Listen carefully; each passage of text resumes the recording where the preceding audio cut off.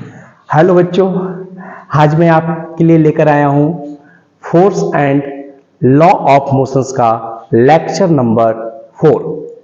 इससे पहले हमने आपको न्यूटन का फर्स्ट लॉ क्लियर करवाया, न्यूटन्स का सेकंड लॉ क्लियर करवाया और आज जो हम बातें करने वाले हैं न्यूटन्स का थर्ड लॉ, और न्यूटन्स के थर्ड लॉ को हम लोग एक्शन रिएक्शंस लॉ भी बोलते हैं। तो आज का जो टेबल ऑफ कंटेंट है जो आज हम आपको पढ़ाने वाले हैं वो क्या क्या पढ़ना है उसके बारे में सोचते हैं। तो न्यूटन्स का थर्ड लॉ अपने को पढ़ना है, उसके बाद इसी को हम लोग बोलते हैं एक्शन रिएक्शन पेयर। फिर हम लोग सीखेंगे conservation of momentum, very very important topics, VVI topic. Conservation of momentum जो होता है न्यूटन्स के थर्ड लॉ पे ही बेस है। और उसके बाद पढ़ेंगे बहुत सारे न्यूमेरिकल्स। तो न्यूटन्स के थर्ड लॉ को पढ़ने से पहले हम उसके डेफिनेशंस को देखते हैं, समझते हैं कि न्यूटन्स का थर्ड लॉ कहता क्या है। बहुत सारे कंसेप्ट इसके बेस पे हम लोग सीखेंगे। जैसे न्यूटन्स का थर्ड लॉ कहता है it state that when a body exert a force on the second bodies.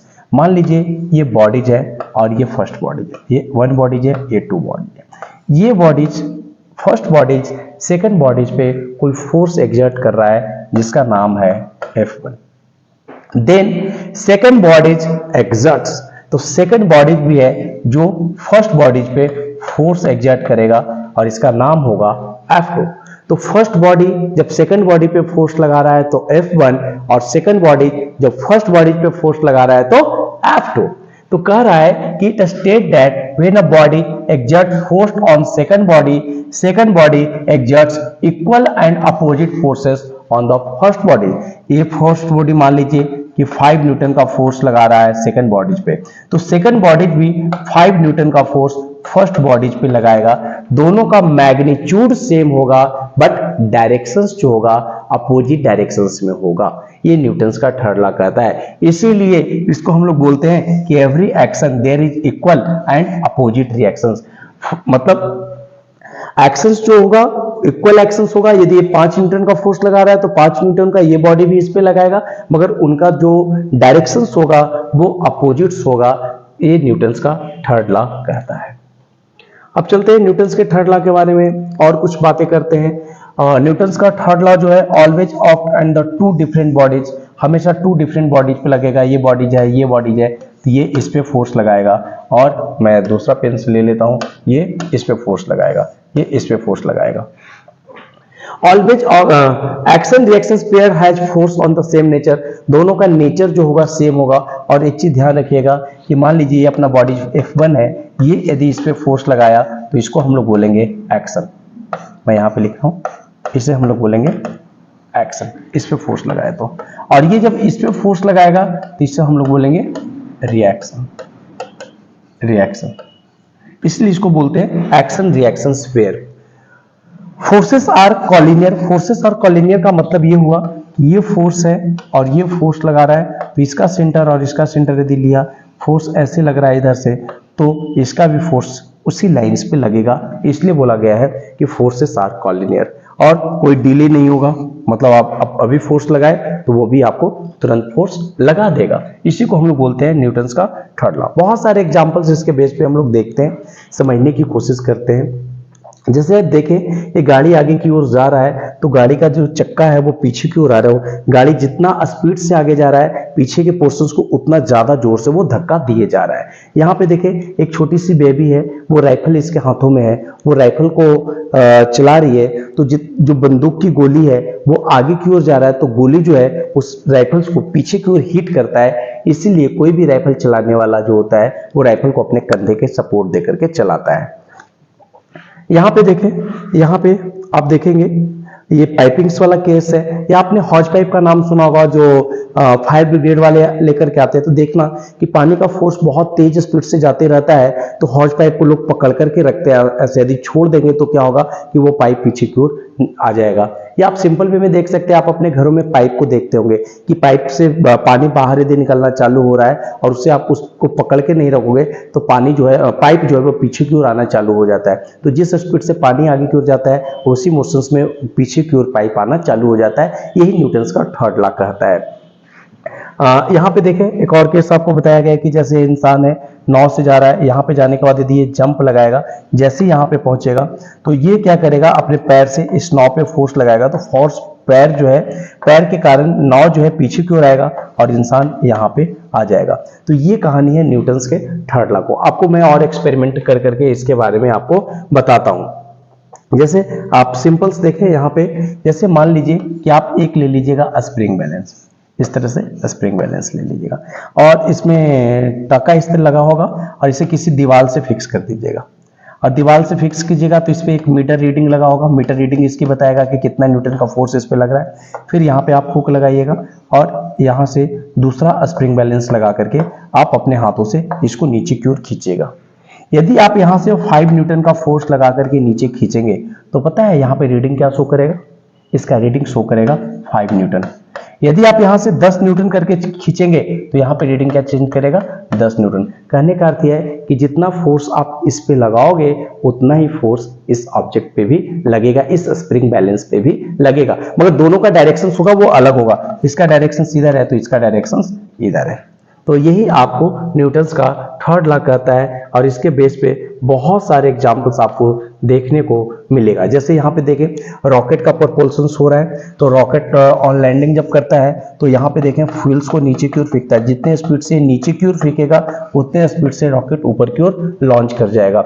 ये देखिए रिवॉल्वर चलाता हुआ हाथ है, तो जब गोली आगे की ओर निकलेगा तो ये जो है ना, ये जो बंदूक की जो बेत है ये पीछे की ओर आता है और इसी को हम लोग बोलते हैं रिकॉइल वेलोसिटी।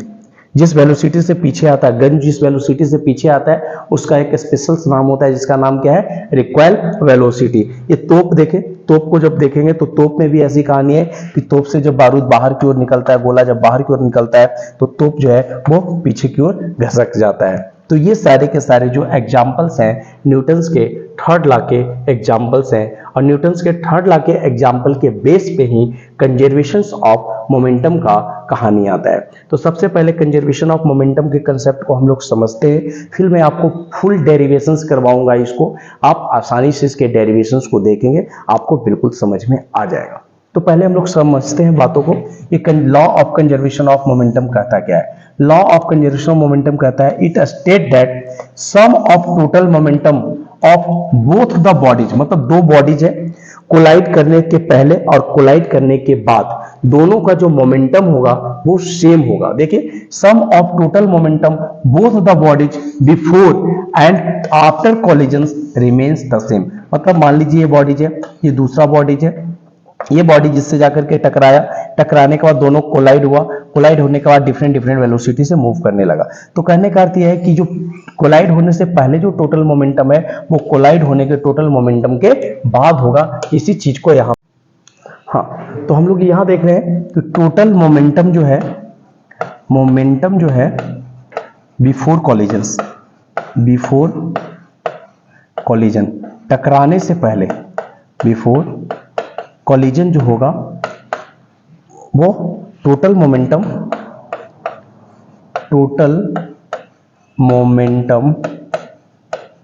आफ्टर कॉलिजन्स के बराबर होगा, आफ्टर कॉलिजन्स के बराबर होगा। मतलब समझते हैं कि यहाँ पे कॉलिजन्स हुआ है तो कॉलिजन्स होने से पहले टोटल मोमेंटम कितना है। तो देखिए इसका मोमेंटम है अपने पास m1 u1 और इसका मोमेंटम है m2 u2।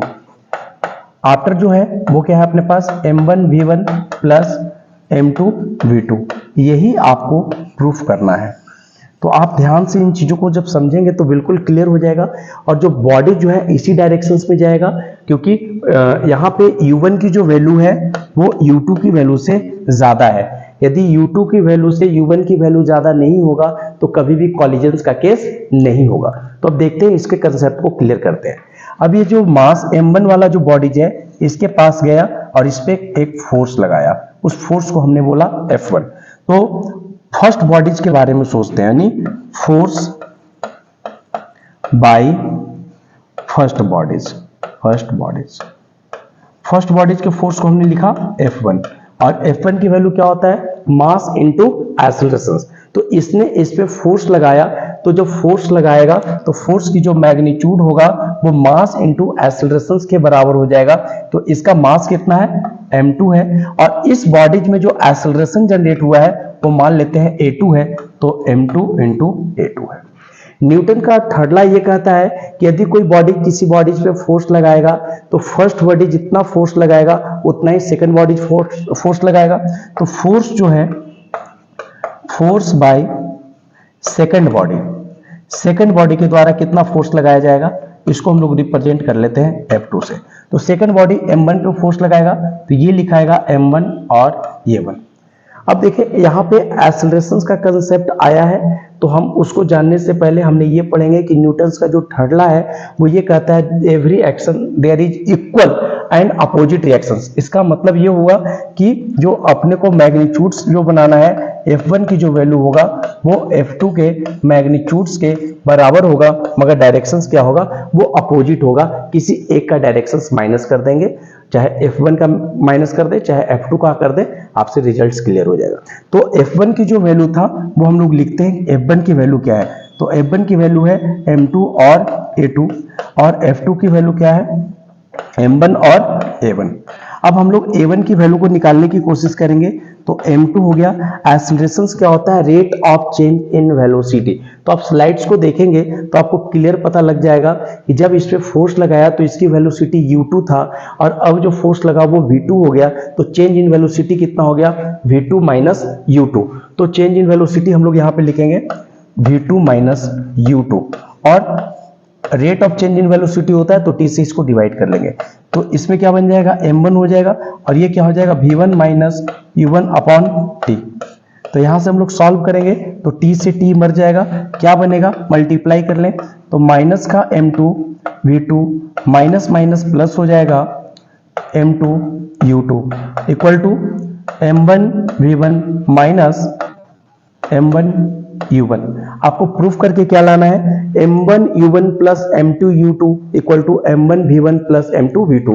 तो इस m1 u1 को इधर ले आएंगे तो ये प्लस में हो जाएगा m1 u1, और ये अपने पास यहाँ पे है ही m2 u2, यहाँ पे अपने पास है m1 v1, और इस माइनस m2 v2 को इधर लाएंगे तो प्लस का क्या बन जाएगा, m2 v2। और यही आपको प्रूफ करके लाना था कंजर्वेशन ऑफ मोमेंटम कि total collisions before, total momentum before collisions जो होगा वो टोटल मोमेंटम आफ्टर कॉलिजन्स के बराबर होगा। तो ये आपके पास कंजर्वेशन ऑफ मोमेंटम का मैंने पूरा डेरिवेशंस आपको करवाया, आप इसको यहाँ से भी समझ सकते हैं। देखिए मैं जो स्लाइड से हेल्प लिया हूँ इसके हेल्प से भी मैं आपको सिखा दे रहा हूँ कि एक बॉडीज है जिसका मास है m1 और दूसरा बॉडीज है जिसका मास है m2। m1 वाला जो बॉडीज है u1 वेलोसिटी से मूव कर रहा है, और u2 वाला जो बॉडीज है, m2 वाला जो बॉडीज है वो u2 वेलोसिटी से मूव कर रहा है। कुछ टाइम के बाद जब वो गया और एक दूसरे से टकराया, टकराने के बाद वो डिफरेंट वेलोसिटी से मूव करने लगा, तो मास तो m1 ही रहेगा मगर वेलोसिटी इसका v1 हो जाएगा और इसकी वेलोसिटी v2 हो जाएगा। अब न्यूटन्स का थर्ड लॉ क्या कहता है कि every action there is equal and opposite reactions. यदि ये इस पे F1 फोर्स लगाएगा तो F2 भी इसके ऊपर फोर्स लगाएगा। तो इसको रीड आउट करने की कोशिश करते हैं। F12 का मतलब क्या होता है कि force exerted by 1 on 2, F12 हो गया, और यहाँ पे है माइनस का 2 1, इसका मतलब force exerted by 2 on the body 1, मगर यहाँ पे डायरेक्शंस हमने माइनस लिए। कहने का अर्थ है कि एक फोर्स F1 इधर लगा रहा है तो ये F1 है और ये F2 है। अब देखें, अभी हमने न्यूटन से सेकंड लॉ से सिखाया था कि F1 की वैल्यू क्या होगा, तो मास इनटू एक्सेलरेशन, तो हमने लिखा m1 a1। उसी प्रकार से F2 की वैल्यू क्या हो जाएगा, m2 a2 हो जाएगा। और एक्सेलरेशन क्या होता है, rate of change in velocity होता है। तो rate of change in velocity क्या होगा कि u1 की वेलोसिटी था, v1 बदल गया तो change in velocity v minus u हो जाएगा अपॉन t हो जाएगा, और यहाँ पे माइनस साइन रहेगा। अगेन a2 वाला क्या हो जाएगा अपने पास, v2 minus u2 upon t हो जाएगा। t से t क्या हो जाएगा, यहाँ पे t से t अपना कट कुट के मर जाएगा। मरने के बाद की कहानी को समझते हैं।